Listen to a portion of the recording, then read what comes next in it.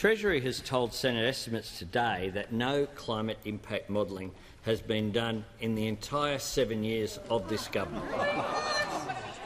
Now the Prime Minister has had 10 days to consider. Does he have the confidence in his position to agree to a debate at the National Press Club before the Climate Change Conference in Glasgow this year? The Prime Minister has the call. Thank you, Mr Speaker. Unlike the Labor Party, unlike those opposite, Mr Speaker, we've got a plan. We've got a plan, Mr Speaker, and we've got a target for 2030 which we're going to meet and we're going to beat, Mr Speaker. Just as we have already met and will beat the target for 2020, Mr Speaker. And 10 years ago we were in opposition and we set out a plan to hit the 2020 target, Mr Speaker, and we have and will hit that target, and we will beat that target with the plan we put in place 10 years ago. And we have a plan to meet the 2030 target, and we set that out before the last election, Mr Speaker. Well, you don't like this answer. You're going to give me another one.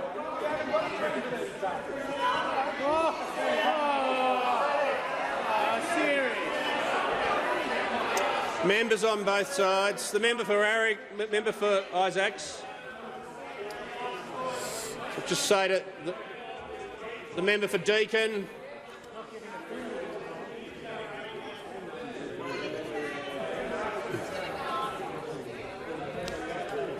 Can I just remind the Prime Minister and the Leader of the Opposition, anyone watching on television isn't hearing a word they're saying, but when we're ready to resume we can, because neither have the call.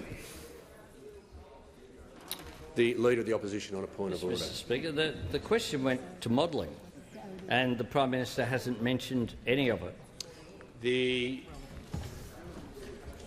Leader of the Opposition will resume his seat. I take that as a point of order on relevance.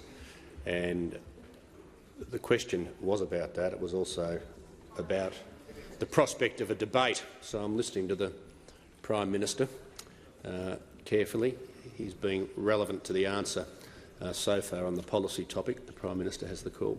Thank you, Mr Speaker. What I've been outlining is what the government is doing to meet the targets we've set when it comes to taking action on climate change, which is exactly, Mr Speaker, which is exactly what the subject of the COP processes will be later this year. And our government has the track record of meeting and beating the targets we set when it comes to meeting our emissions reductions targets. Those opposite, Mr Speaker, can't even tell us what they think the 2030 target should be. Is it 45%, like the member for Maribyrnong thought it should be? Should it be 26%, like the member for Hunter thinks it should be?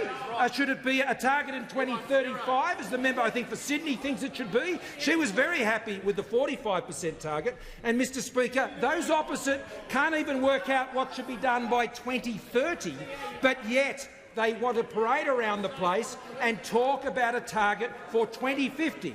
And a 2050 target without a plan means one thing, Mr Speaker. It means a tax on Australians. That's what a target without a plan means. It means a tax on Australians because they have no plan to make it happen otherwise, Mr Speaker. We're putting together the technology plan and the technology roadmap, Mr Speaker, which may well exceed a zero net carbon outcome in 2050, Mr Speaker. It may well exceed that, Mr Speaker. But those opposite came up with a target.